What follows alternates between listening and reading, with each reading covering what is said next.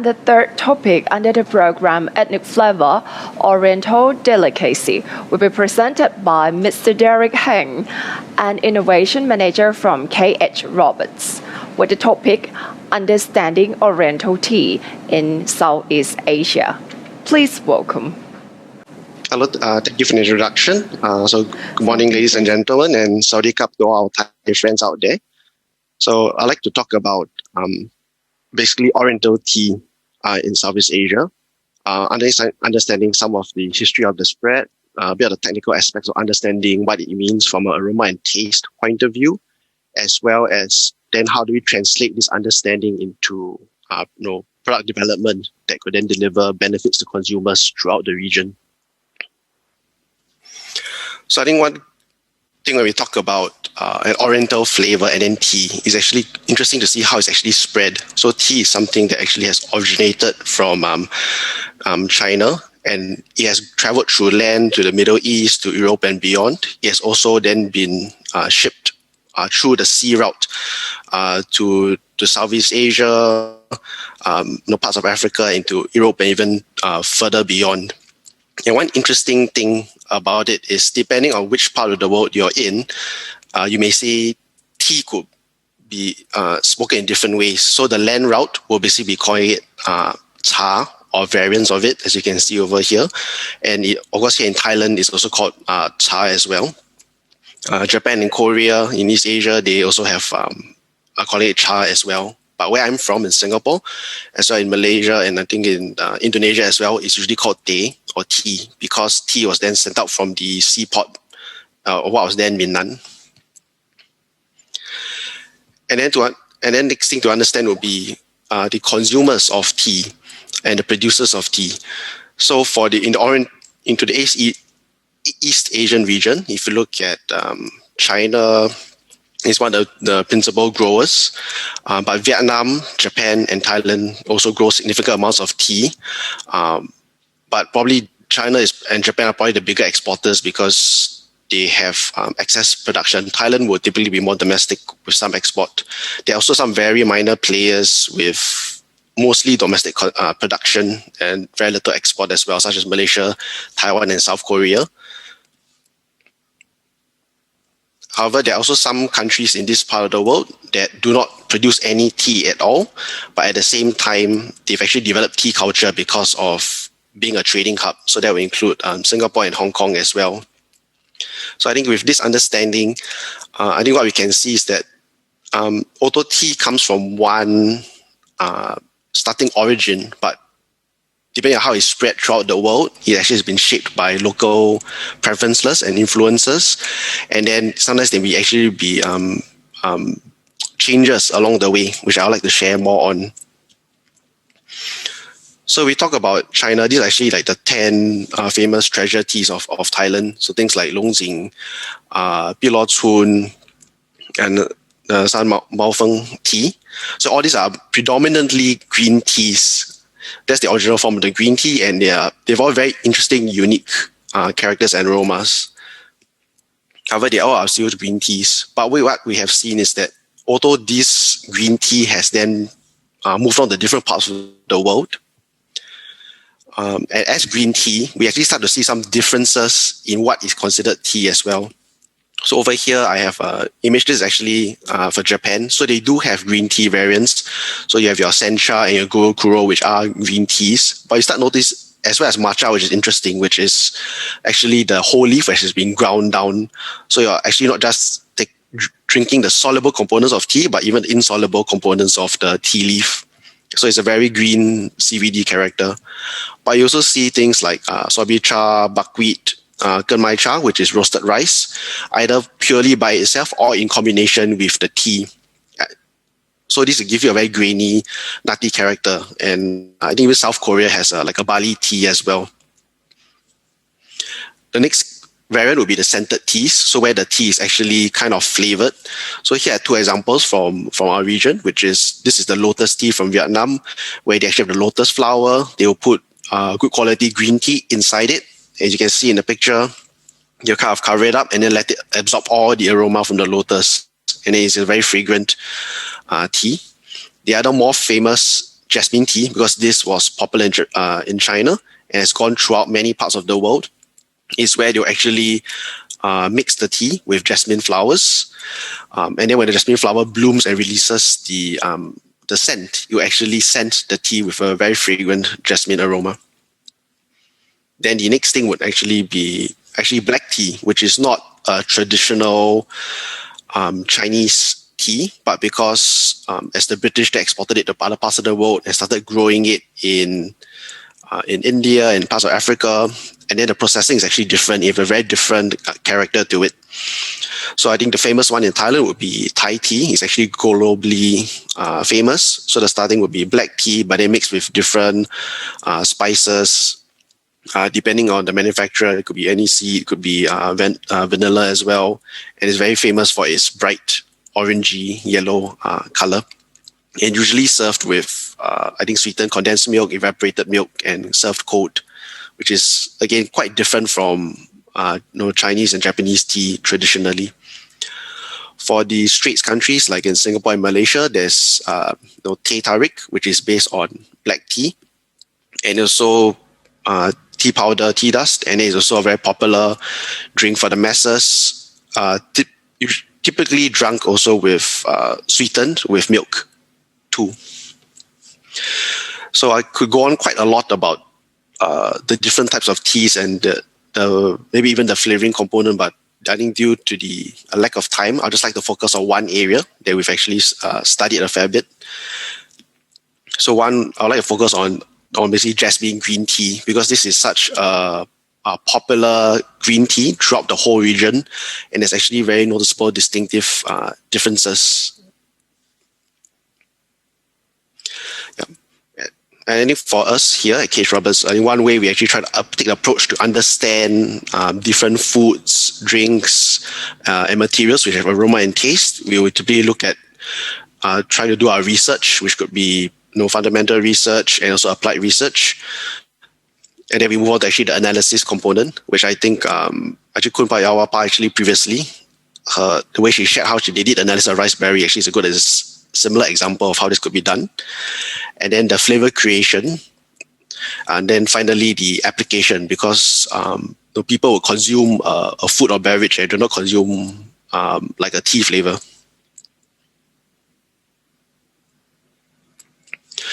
So I think one very important thing is that beyond the academic research, beyond understanding what's out there, it's also very important to actually go down to the field to understand what is going on. So in this case, it's actually very important to travel to basically the parts where jasmine flowers could actually be grown. And you can see over here that it could be quite different. It's not a mass produced, it could be from many small farms. And what we realize is that sometimes in different farms, you may have different types of flowers. So over here, you can see this is like a typical jasmine flower that we call Melati type. But over here, you see it's a very different kind of jasmine in the shape and the color, and it's a very different aroma as well. And these are things that you cannot really capture without actually going down, because every country that has this kind of jasmine green tea would actually have a different variation, a different flower they might use, different processing, which will lead to then very different characteristics. And what they will actually do then is that typically over here, you can see the tea and the flowers will actually be blended together. And one interesting thing is that when the scenting occurs, it's not at any time of the day. You would actually need to be in the evening when the flowers will actually be from the closed. It will actually open up. And once it opens up, it will actually release all the scent. And this is some of the interesting knowledge that we'll find. And then once all the aroma from the flowers have been exhausted and produced in the tea, then you'll be separated out, and the tea will be dried and they'll be ready for consumption.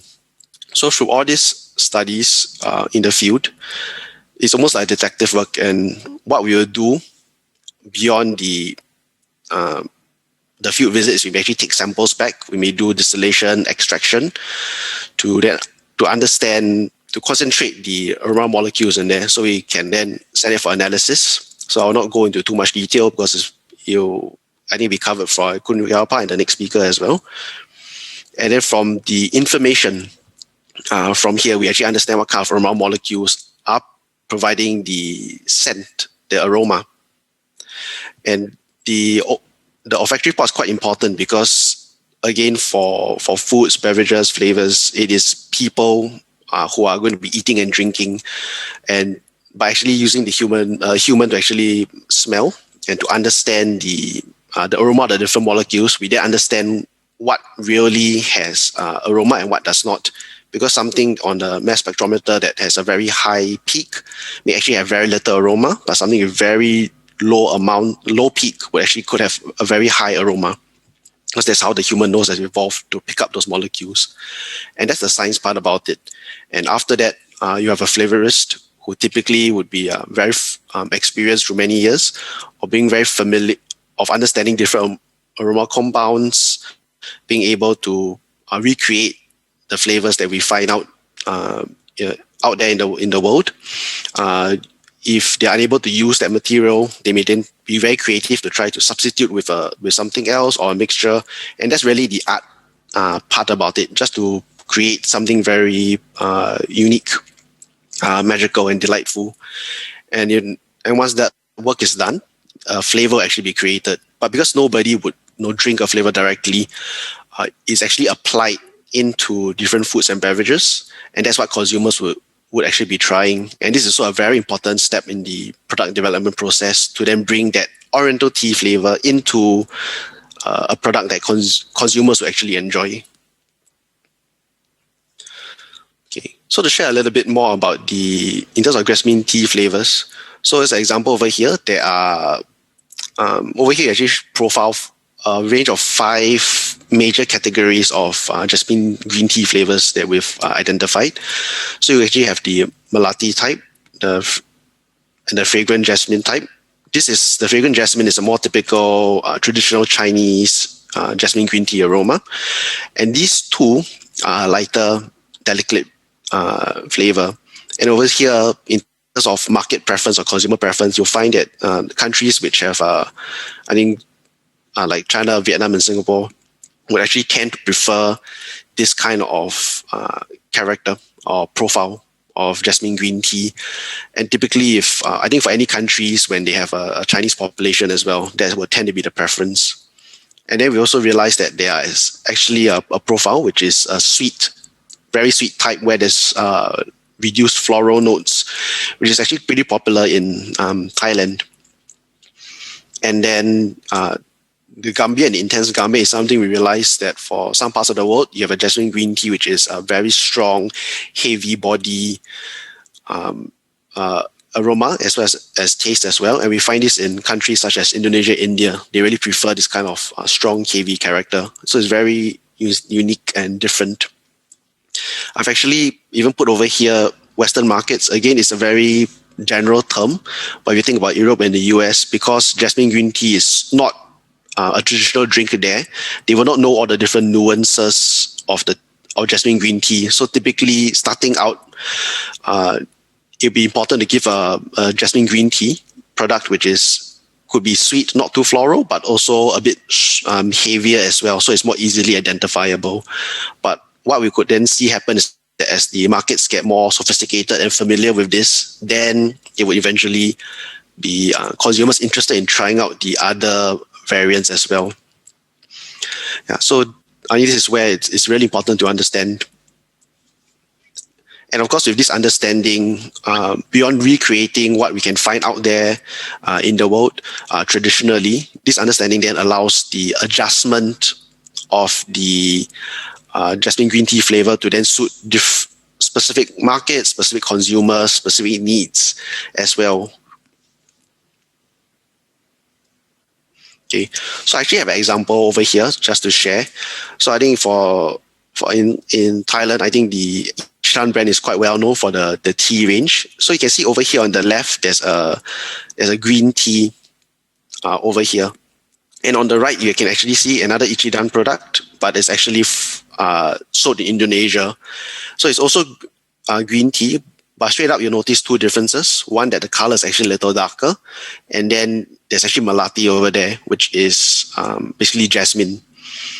So this is actually one of the examples of understanding the different markets and how a product in the original market will be basically formulated and brewed in a certain way, could be actually quite different once you bring to another market because of the market preference.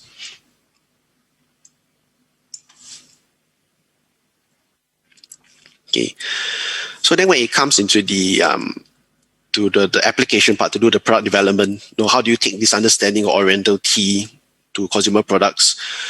It's quite important to look at a few factors. So the first three I like to touch on will be the processing, ingredient interactions, and then consumer preferences. Okay. So I actually give here a few examples. You can see that tea, typically people think traditionally is a beverage, something that you actually would drink. So if you were to brew a tea and bottle it, this would be one way. And of course, then the Jasmine Green Tea flavor applied to this would be, will of course be a water-soluble flavor that will be mixed in and then processed. On the right over here, you can see tea leaves, tea dust. So besides incorporating here, typically we'll actually be spraying on flavors onto this to either to standardize the tea to account for different variances or adding some unique characters to it. In the middle here will be your instant tea premixes. So for products for long shelf life, refrigeration. So in this case, everything would be dry. Typically, these would use soluble tea. And then the flavor as well will actually be in a powder format. It will be encapsulated for long shelf life. And you can actually see that in this case, the format would actually be quite different. And as we go through the different processing, a bottled tea would go through either pasteurization, potentially UHT, powder premix will be everything be dried, pre-dried beforehand, could be spray dried before being blended, and then the tea leaf or tea dust would actually be applied on as a liquid, but it will be dried later on. So all this difference in processing and packaging will actually cause the same Jasmine Green Tea aroma to actually perform differently. So it's important to understand those differences. And on top here is what I'll call a non-traditional application of tea, not a beverage, but into confectionery. So it could be into a bakery product, a cake, or it could be a candy. And because these tend to be much sweeter, you actually may need to adjust the aroma of the Jasmine Green Tea to be a little sweeter as well, or maybe even creamier to work well with these products and not just a typical green tea character. Okay. So the next part I'd like to talk about will actually be product concept as well. So I'll just focus on the bottled RTD tea as an example. Okay. Okay, so over here, they actually have two concepts that we find commonly in the market. So now there actually is a drive for basically for reduced sweetness products for health reasons, for public health, for reducing diabetes. And there's two ways that this could be done. So you could actually take a regular tea product, which is already sweetened, and then replace the sugar inside with a high intensity sweetener, such as sucralose, or maybe a natural version such as stevia. So the tea is still sweet already. And then when you try to apply a Jasmine Green Tea flavor into this, you would then need it to perhaps be a little bit more floral and something that can then boost the sweetness to then help to compensate for the reduction in sugar and to help to mask some of the off notes in the sweeteners being used. But at the same time, if we go for another approach, which is to have a very healthy tea, almost like the traditional way, brewed, no added sugar, then product developers may then want to take a very different approach. They may actually then want a product which will then be more authentic, more green, more nutty, very different from the first case. And then this will actually be the whole messaging to the consumer for this kind of product. Yeah. So, and I think the last thing, of course, would be, Okay. So I think what I would like to then end off over here would be just to talk about, how the industry could actually basically take a collaborative approach to develop products to deliver consumers solutions to consumers. So take for example the case of a tea product throughout the region, which would then try to cut the sweetness, cut the calories, so that consumers will lead healthier lives. So while we start out by understanding Oriental tea, really the aroma, the taste, the traditional form, but we also need to understand the consumers as well. What are their preferences? Are they a consumer that's very used to tea, or a consumer that is not familiar with tea? And then what their preferences are, because for consumers used to very sweet products, to make them change to something with no sugar, it's almost impossible. It is a big challenge, a very big step.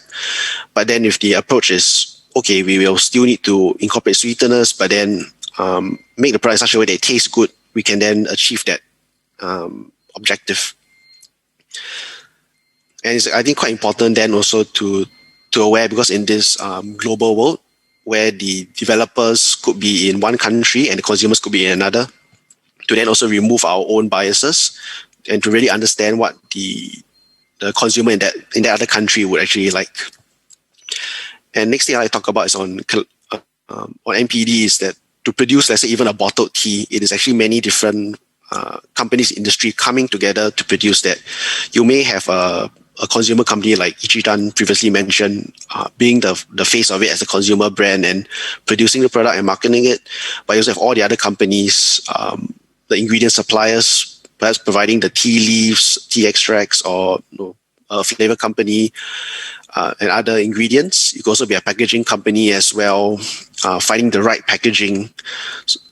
You also have the processing companies as well coming in to have different processing techniques as well. So something with aseptic will deliver a better shelf stable product, but that will be more expensive, versus something which is which could be like a hot filled product, which is a harsher, higher heat treatment, but it's more affordable. So all these actually has to be taken into account, and each of these interactions will actually affect the other. So it's almost like a kind of a whole industry approach where everyone needs to understand the end objective, what consumers require, and then we can then translate this understanding of Oriental tea from all the aspects into a product which consumers would really enjoy and be satisfied. And then it could then be something that could be shared throughout the world, whether it's into Southeast Asia, Asian countries, but even to other parts of the world as well. Okay, so with that, I think I'll just come to the end of my presentation. So yeah, thank you for your time. Thank you very much, Mr. Heng, for sharing with us an interesting story about tea. And before the next section begins, let's have a short break and we'll be back in a few minutes.